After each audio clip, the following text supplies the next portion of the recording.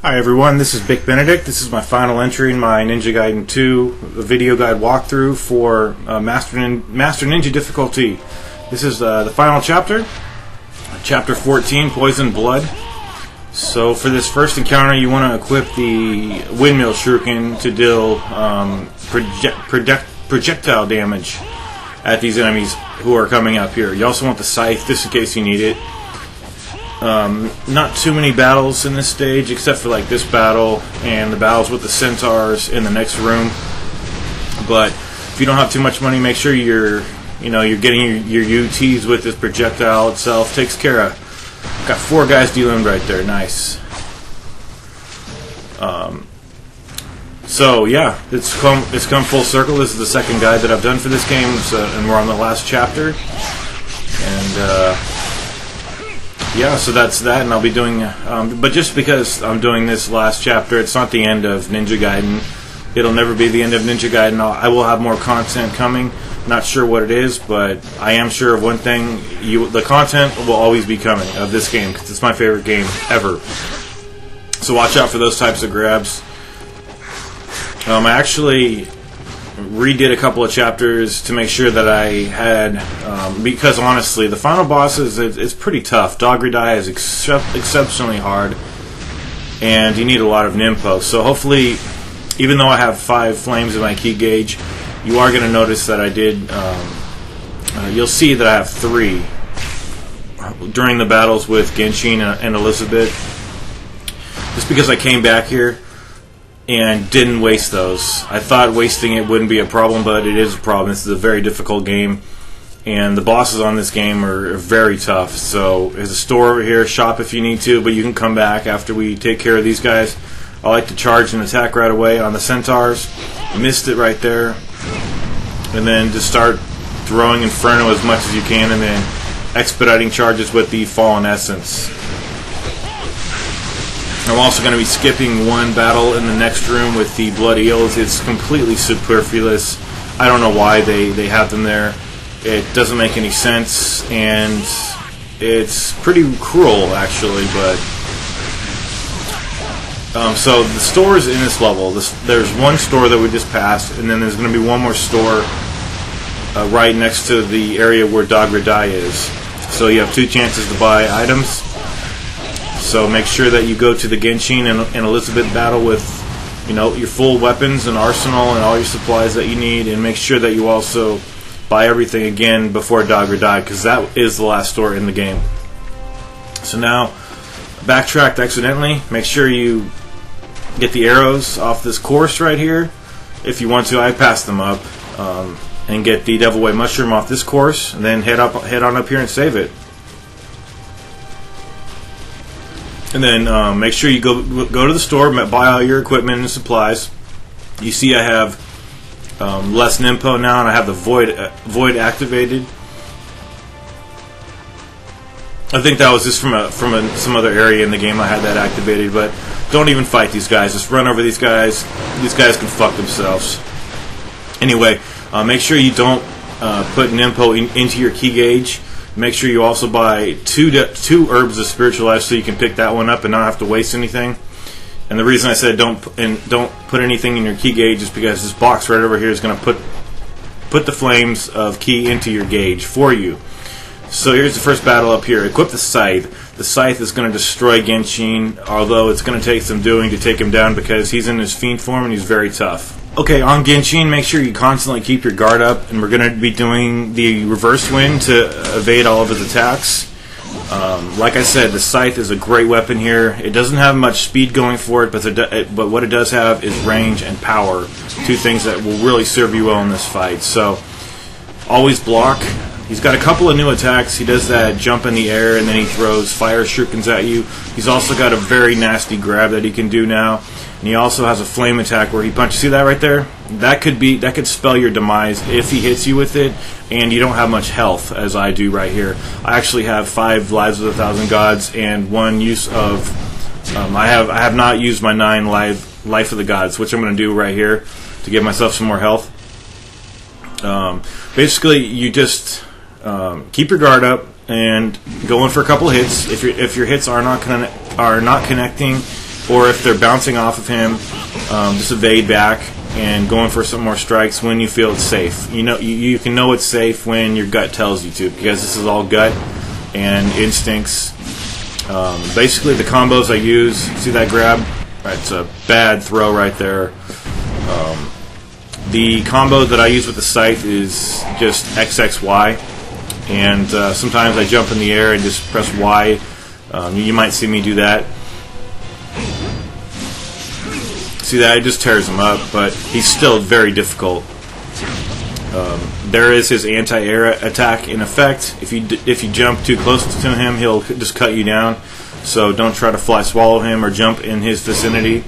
Just evade and go for some strikes. See how he's either going to let you hit him or not, and that's how it works. It's the bottom line.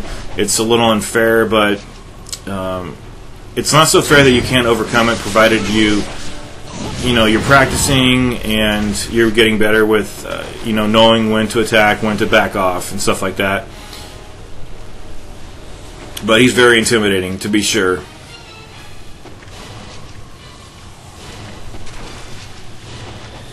So here I'm just very, very patiently and with a lot of deliberation, kind of seeing what he's doing, judging him.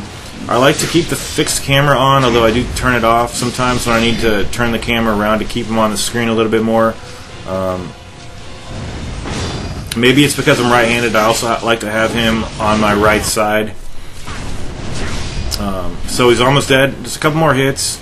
Don't get greedy. I mean, if you only have a couple more hits, don't go wild and try to just finish him off, because chances are that's not going to work for you. So there he goes. And now here is Elizabeth. She is extremely hard. I detest her with every bone in my body. I think she's the hardest boss in this game, and also the cheapest. So I am doing what I've always done here, the dead body Genshin trick. Basically, she's still going to do that, her heartbeat attack. So if she's doing that, just cast Nimpo. And what we want to do is, we want to get on one side of Genshin and have her walk towards us so that she gets trapped on the other side of Genshin. And she will not be able to hit you. Her tail stab will go right through you. It's just that you have to compensate. See how she's walking a little over to the left? I needed to get over to the right. She does get out. This is, you kind of have to get into a little lucky streak here and get her in a nice loop. But even a novice could pull a trick off like this, and it's not really a trick. It's just that it helps out significantly here. A lot of players do this, myself included. Hell, if it was good enough for Rhyme, it's good enough for me. So here, see, she tried to kick me, it went right through me. Even the tail stab went right through me. You need your scythe at level 3 to take the most damage off. See, you will get misplaced from time to time. Just if she's walking to the left, walk to the right a little bit. Don't even really try to dash. Just let go of your weapon, or let go of the charge, and then just kind of walk over to another part of him.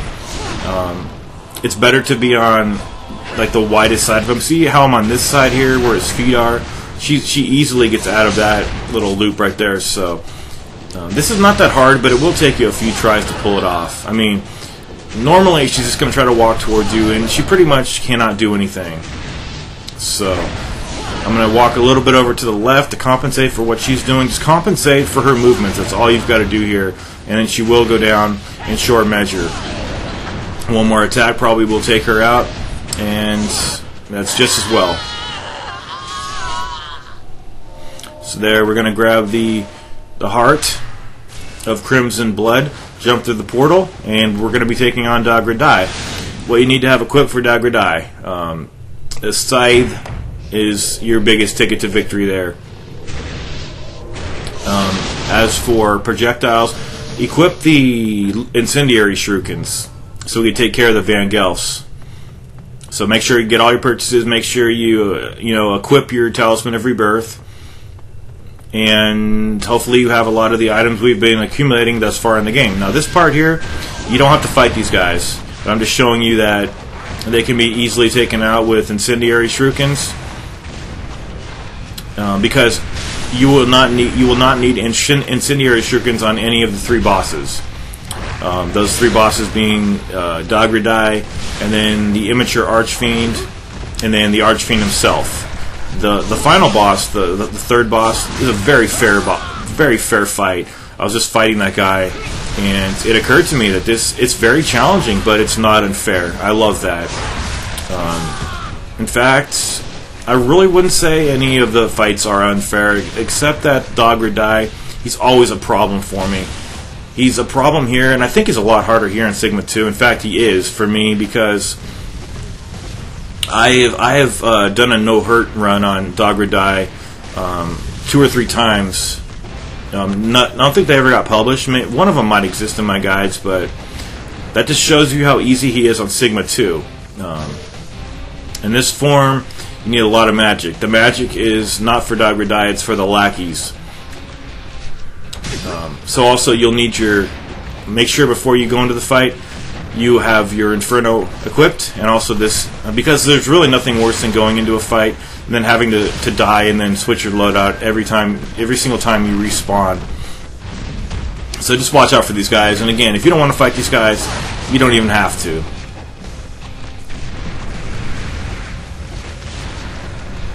But there's a lot more. There's 2 sections like this, and in the second section, I think there's only 3 Vangelfs. There's none of these dragon demons here, these yellow guys. So, anyway, so I'll talk about Dagra Dai, since this is pointless to talk about this. Basically, he is a teleporting kind of demon from hell, and he does a lot of lightning attacks. He does his spear attacks and his lightning shaft attacks, which are very deadly. But basically, the technique, I'm only really doing, you're only going to see me do 1 attack on Dagra Dai, and it's very easy to do. It should not give you any problem as far as executing it. I'm only doing, I'm going to be jumping in the air, pressing X, and then pressing Y. You don't need to keep pressing Y. Just 1 press of the Y after you press X will do that whole circular chain in the air, and you'll see it in effect in a moment. But the reason you have to press X is because it gives you a little bit more height, so you can get up to him more. And it also gives you, because if you just jump towards him and press Y, you're just going to jump straight up from where you are. But if you press X, you can move a little bit while you're pressing X closer to him. That's what I was experiencing. So that attack right there, where he's shooting his lightning, is the best time to actually do that move, where you're just jumping in the air, pressing X, and then pressing Y. It does a lot of damage to him, but when you come down, you're going to need to cast Inferno to give yourself iframes. Another great time to hit him is when he is reeling back, stunned. I don't believe he does it here, but that's a great time to hit him. You just don't want to focus on him when you see him like attacking, like in this mode, or do anything related to like casting magic when he is doing his stabs with his poles.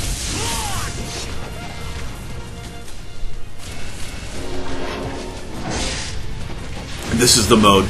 I would even cast magic sometimes.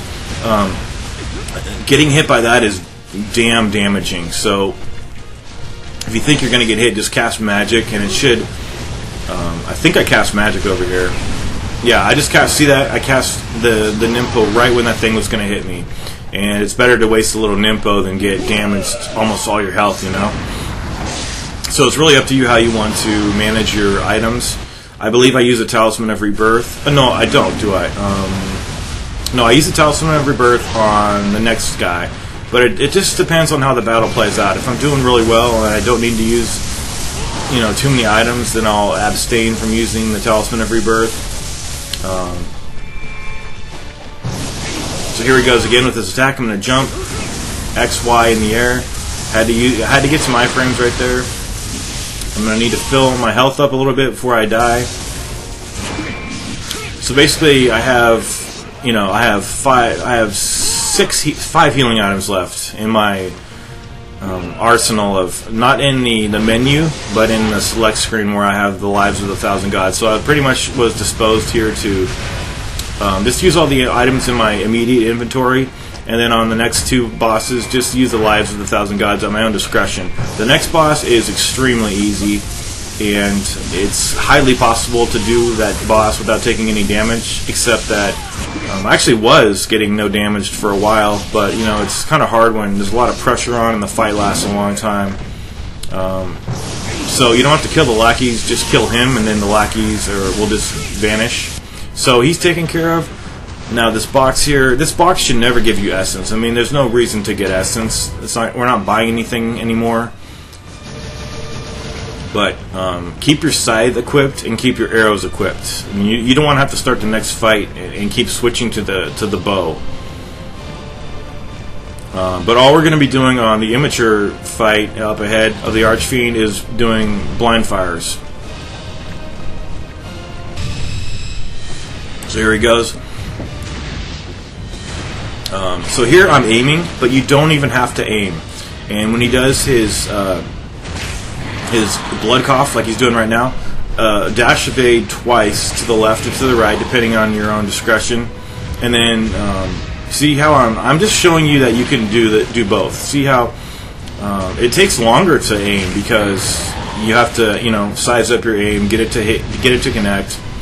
Basically, all you have to do is, even if he's going to do his demon laser beam like right at you, as long as you're getting in your arrow UT into his belly, he'll stop. Or even if you also keep your guard up right there, you see how he hit me with his tail. Even when he's about to shoot, either from his belly or from his mouth, as long as you get that arrow UT to connect, it'll cancel the attack, so it won't even hurt you. It won't even happen. The attack will not even happen. It happens several times up here where I demonstrate just that fact. So a lot of people I've heard don't like this fight. I enjoy it. I enjoy it much more in this version because it's a lot easier and it works a little bit better. What I mean by that is that we could deal significant damage to him with arrow UTs, whereas in Sigma 2 you're just shooting him with the arrow, and they're not charged attacks. So he did that arm sweep up ahead. I did not want any part of that. Also, watch out every time you enter the new arena. Just keep your guard up. Make sure, see what he's doing. I'm gonna evade. It's very generous when you're dodging from those laser beams. So he did the blood cough. I'm going to dash once to the left. Normally it's twice. Very lucky right there. Very, very lucky. So basically, you cannot hit the glowing orb in his chest until you hit his head. So you see how I blind fired his head right there? Dashed away twice to evade the blood cough, then auto-aiming right at his chest. Pretty much, you don't have to do a single thing here. Let the game do it all. So it's going to hit his head. And now jump away twice to the right, get out of the way of the blood cough, and then auto-aim right at the orb. And all you have to do is just repeat this ad nauseum. So right there, see, I canceled his attack because I got an arrow right into his head, and that was the point in the battle where I just needed one more hit before he was going to go higher up in this cavern. So grab some more arrows if you need to. I personally feel that there should be some item pickups over here. They do it in Sigma 2. I think they really should. Have at least one grains of spiritual life somewhere.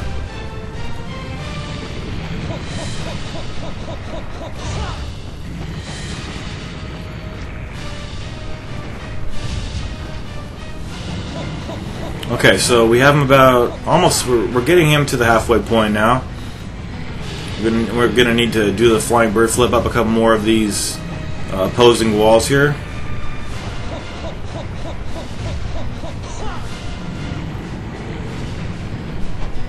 And here is the next phase of the battle. See how he's just standing there.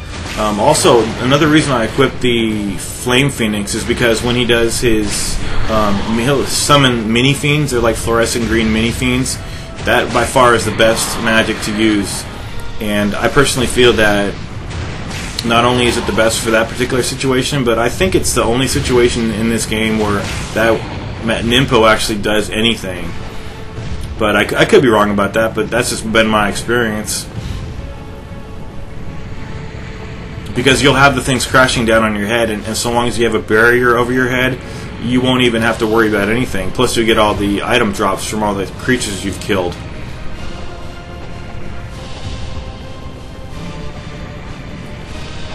Here we go, doing our flying bird flip up these opposing walls. I have a Talisman of Rebirth. See, I haven't even got hit yet, but I will make some mistakes up here, and hopefully you can learn from the mistakes I did. I think the mistake they had to do with the mini... I should have actually used... you see my predicament? I had no key. I had no Spirit of the Devils. I did have one... no, excuse me. I had one Spirit of the Devils left, but I didn't want to use it because I wanted to possibly have myself get killed so I could have more Nimpo, and then use the Spirit of the Devils on the next fight. So I think I actually do perish over here. And you see this? I just got thrown off. He normally, I've never seen him throw these mini fiends so quickly. So pretty much I said I'm gonna have to switch to the lunar. You know, failing not having any magic. The blood cough hit me. So you can also see how I'm gonna switch to the lunar, I believe. But that is one way to get the mini fiends off you, by switching to the lunar. And watch out for his arm swipe. The way to avoid that, I believe, is if he's swiping with one arm, go to the other side. Like if he's swiping with his right arm, go to what is our right side of the screen to make out for that. Make up for the, to compensate for what he's doing. I don't think he has enough reach to reach you on the other side of the screen. So there he's doing his blood cough. You really have to get if you don't get it on landing charge, I wouldn't risk trying to shoot him though, unless all you're aiming for is an ET, which is all you'll probably get. But there he goes. I've never had him slash at me with his tail so many times when he's going up there. So there's one more. I think there's just one more phase of the battle, and I'm going to let myself use the Talisman of Rebirth, because I know I have 5 more lives of the 1,000 gods to use in my inventory, and I won't need a life. I will not need to be revived versus the next form of the Archfiend. It would be nice, but that's just this is just so, it happens so fast. It's easy to say, we should have done it. I should have done it another way, but it's also instantaneous. So here, this should be the arena. We're coming close to. Here he is up here. I think he summons more mini fiends over here. And again, I did not have any Nimpo. I should have just, I'm going to switch to the lunar here to show you that tapping Y helps. It's not the best, but I perished. I mean, I wasn't even in a good spot to do that, actually. So watch, I'm going to use the Phoenix Nimpo, and that really burned me right there. So I need to watch out for that. I used the rice cakes there, jumped over that. The demon beams. Cast that again. The demon beams, you need to just, it'll go across the screen and you just need to jump over it. Or, when I say jump over it, those are the ladder, in the ladder stages, he'll do the demon beam. He'll sweep it at the bottom of the screen, and you will have to jump over it. Like the earlier forms, when he's in his earlier forms, his demon beam is not so, it doesn't get at you so quickly, and you can just move to the other side of where it's not at. It's a little bit more generous, but this should be the last hit to take this guy out. Then we're on the final form. This guy, just jump in the air and continually press the Y button. You don't even have to continually press it, my mistake. Just press it one time. Getting grabbed by him does not mean you get killed, but you get a lot of damage received by your person.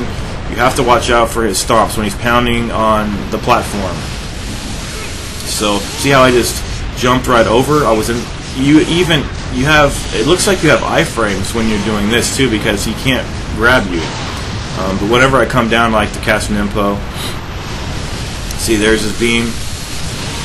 I just jumped over to him and then I pressed X, Y, and then I was doing the damage. So that basically that's the move you're looking for him to do. And if you get your timing off or you're positioned a little bit too far away from him, you will get, you will get burned. So you need to heal yourself. Here is his phase where he throws meteors. So a lot of this is exercises in dodging. Some of these are kind of tough. Here he is now, erect on the platform. He's walking around. A great opportunity to hit him. So here he goes, doing his beam again, beam attack. I'm jumping, press X, Y. He likes to spam this ground slam though when he's slamming the platform. You're going to need to get the timing right by practicing. So here he goes again, slamming. It takes away a lot of damage, it really does. He also electrifies the ground at certain times, but you can avoid that by casting Nimpo or just jumping, press X, Y in the air with the scythe. So it has multiple features. Here I'm just pressing X, X, Y, and he needed a breather right there. Gave me a great opportunity to slash him home a couple times. And, like I said, this is not an unfair fight. I would not consider this unfair whatsoever. If you can evade properly and know when to go in for strikes, this is a completely fair battle. It's fun, it's epic, just like this entire game. So now I'm just evading. Can't stay on the ground when he's doing that. You also don't want to just stand and then jump and then press Y, because that's not going to help you. But here it helps you. See how wonderful this works? He can't even grab me, but he has grabbed me before, so don't push it. I mean, okay, he's electrifying the ground, but I was already on the ground, just unprepared. He also does an attack where he flies across the screen. He'll get to one of the narrower sides of the platform and just go across the screen. Here's a little glitch. And then that threw me off too. So just jumping in the air, press X, Y, and then he will go into OT status like every other enemy in this game. And then I decided, since I had never used it, to do the Falcon's Talons UT, since the thumbnail for this game has been the Falcon's Talons image, so that's the UT for this one. You can get different UTs for every weapon, and that's what this one looks like. But that's it. We cleared Chapter 14, and we have all the chapters completed. Thank you for watching my guide. There will be, I'm not really sure what the next project will be, but you can guarantee more Ninja Gaiden content will be coming. Thanks for watching very much. I really appreciate all the support.